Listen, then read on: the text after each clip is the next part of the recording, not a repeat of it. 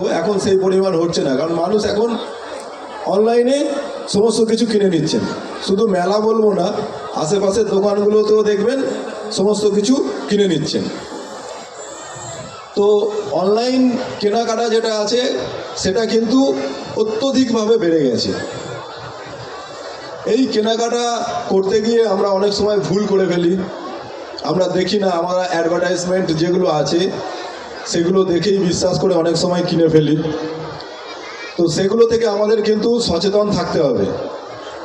আমাদের কেনাকাটা যখনই করতে হবে, যেগুলো খ্যাতিসম্পন্ন কোম্পানি আছে সেইগুলোর ওয়েবসাইটগুলো দেখতে হবে, সেখান থেকেই আপনাকে নিতে হবে। কোনো লোগো লাগানো, একই রকম লোগো লাগানো, বা কিছুক্ষণ আগে যেটা বলছিলাম ফিশিং কোনো সাইট থেকে কোনো দিনই কিনতে যাবেন না। যেমন ধরুন নতুন একটা কোম্পানি আছে যে ফ্লিপকার্ট। তো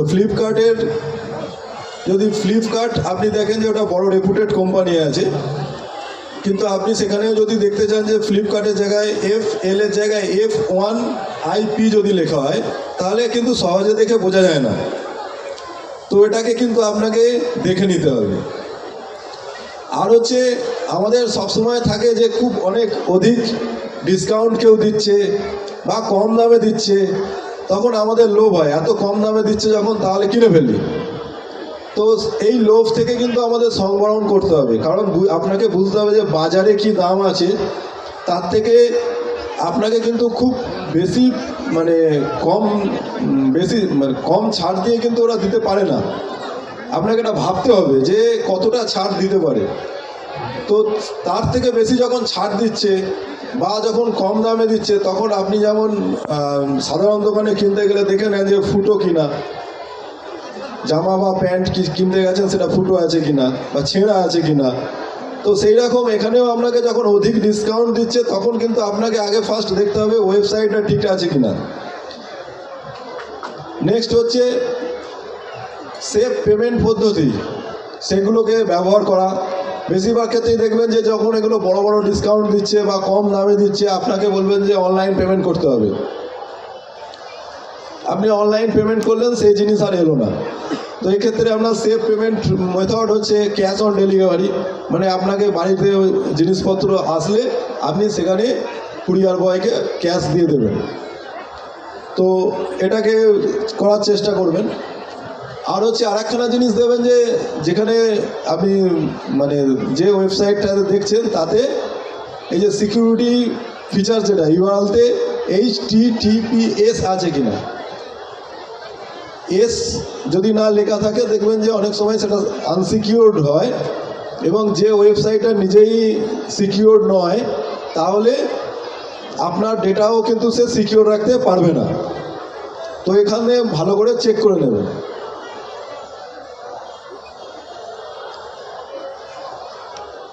নেক্সট, সোশ্যাল মিডিয়াতে সুরক্ষা নিয়মাবলী এখানে কয়েকটা আমরা লিখেছি, আরও অনেক কিছু আছে। যাই হোক, যেগুলো মোটামুটি আমাদের জানতে হবে যে সোশ্যাল মিডিয়াতে নিজের গোপনীয়তা সেটিং নিয়মিতভাবে পর্যালোচনা করুন। দেখবেন প্রত্যেকটা সোশ্যাল মিডিয়া সেটিংয়ে যাবেন, সেটিংয়ে গিয়ে ওখানে দেখতে পাবেন কোনোটাতে লোকেশান নিচ্ছে, কোনোটাতে আপনার ফোন নাম্বার নিচ্ছে, কোনোটাতে আছে আপনি কোথায় যাচ্ছেন সেটাকে ট্র্যাক করছে। তো এইগুলোকে আপনি ডেলি দেখবেন, ডেলি না সম্ভব হলেও মাঝে মাঝেই দেখবেন যে কোনগুলো আমার অন হয়ে গেছে। কারণ এই সোশ্যাল মিডিয়া সাইট যেগুলো আছে, এগুলোকে আরও বেশি উপযুক্ত করার জন্য বা আপনাকে আরও বেশি এতে আগ্রহী করার জন্য ওরা কিন্তু এইসব ডেটাগুলো নিতে থাকে।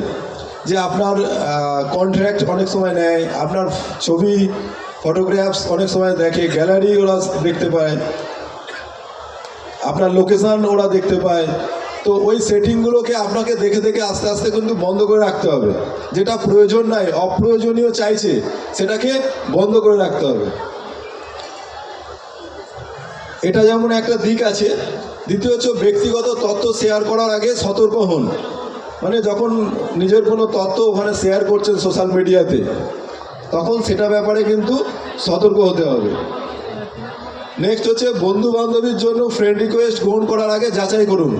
অনেক ক্ষেত্রেই হয় যে ফেক। আমি কিছুক্ষণ আগেই বলছিলাম যে ধরুন রাম বলে কারোর নাম আছে, তো রাম নামের এবং এবং দেখা গেল যে তার ছবি দিয়ে একটা ফেক ফেসবুক অ্যাকাউন্ট খুলেছে এবং সেইখান থেকে আপনাকে প্রথমে ফ্রেন্ড রিকোয়েস্ট দিল। ফ্রেন্ড রিকোয়েস্ট আপনি যখন অ্যাকসেপ্ট করলেন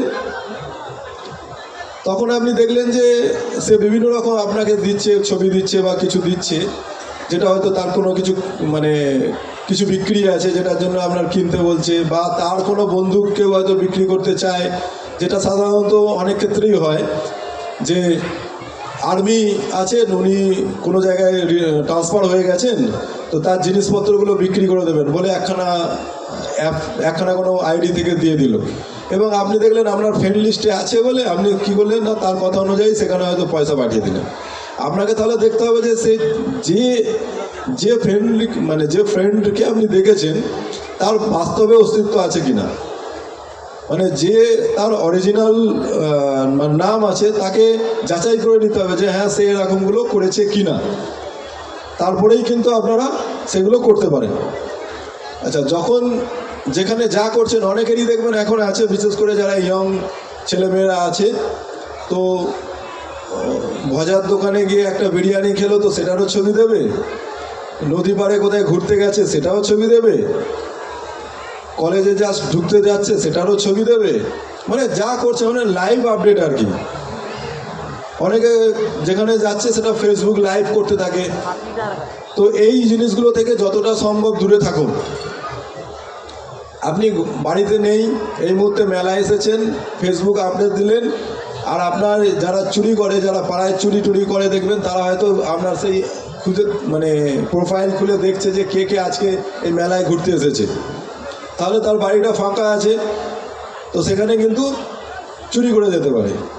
অনেক সময় আপনারা দেন যে আমি এইখানে আছি, তো আপনাকে যদি কেউ অনুসরণ করে, মানে কেউ আপনাকে যদি ফলো করে, তাহলে কিন্তু সে সঙ্গে সঙ্গে সেখানে পৌঁছে যেতে পারে।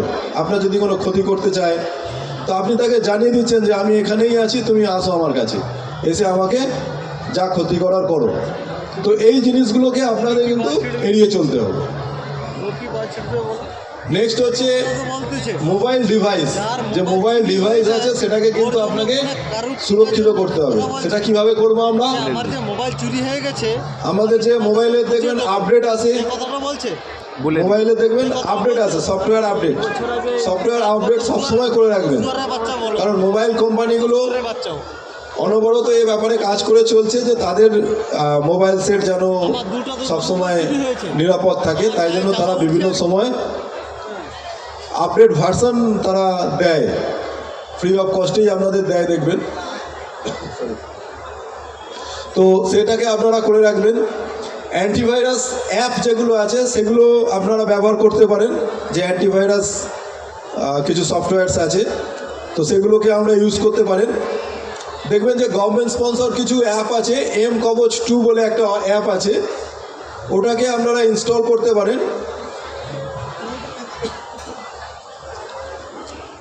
তো ওটা থেকে আপনি দেখতে পাবেন যে কোন অ্যাপটা মানে ব্যবহার করা যাবে বা কোনটা রিস্ক আছে, বা কোন অ্যাপ আপনার কোন কোন ডেটা শেয়ার করছে, ওখানে কিন্তু আপনি স্ক্যান করে ভালো করে দেখে নিতে পারবেন। যদি দেখা যায় যে কোনো পোটেন্সিয়াল রিস্ক আছে তাহলে আপনারা সেই অ্যাপটাকে অ্যাভয়েড করার চেষ্টা করবেন। আর দুই হচ্ছে যে অ্যাপ ইনস্টল করার সময় আপনারা দেখেছেন যে অ্যাপ ইনস্টল করার সময় যে অনেক রকম কন্ডিশানগুলো থাকে এবং আপনাকে ওকে করে যেতে হয়। মানে আপনার গ্যালারিও অ্যাক্সেস করবে, আপনি ওকে করলেন, কন্ট্যাক্ট অ্যাক্সেস করবেন, ওকে করলেন। তো এগুলোকে আপনি দেখে নিতে হবে যে ও কী ডেটা নিচ্ছে। আপনার মনে হলো যে আমার হিসাবের জন্য আমি একটা ক্যালকুলেটর ডাউনলোড করব, তো ক্যালকুলেটারে নিশ্চয়ই তো লাগবে না যে আপনার লোকেশন কোথায়, আপনার কন্ট্যাক্ট কী আছে, এগুলো তো ক্যালকুলেটার লাগার দরকার নয়। তো ক্যালকুলেটারে যদি আপনার দেখেন ক্যালকুলেটার আপনি ডাউনলোড করেছেন আর আপনাকে চাইছে যে আপনার লোকেশন কোথায় আছে বা হচ্ছে আপনার কন্ট্যাক্ট কী আছে, তাহলে বুঝে নিতে হবে যে নিশ্চয়ই এই অ্যাপের মধ্যে কোনো অসৎ অভিসন্ধি আছে। তো তখন সেইগুলোকে কিন্তু আপনাকে এড়িয়ে চলতে হবে। তাই অ্যাপ ইনস্টল করার সময় কী অনুমতি নিচ্ছে সেগুলোকে কিন্তু আপনাকে ভালো করে দেখে নিতে হবে, কারণ প্রত্যেকটা অ্যাপ কিন্তু কিছু না কিছু আপনার মোবাইলটাকে অ্যাক্সেস করে, ঠিক আছে? কেউ কন্ট্যাক্ট করে, কেউ আপনার লোকেশান, কেউ গ্যালারি। তাই ভালো করে এগুলো কিন্তু দেখে নিতে হবে। নেক্সট।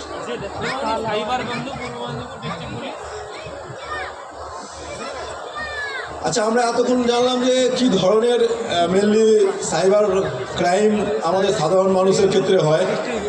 এছাড়াও অনেক সাইবার ক্রাইম আছে। তো এই যদি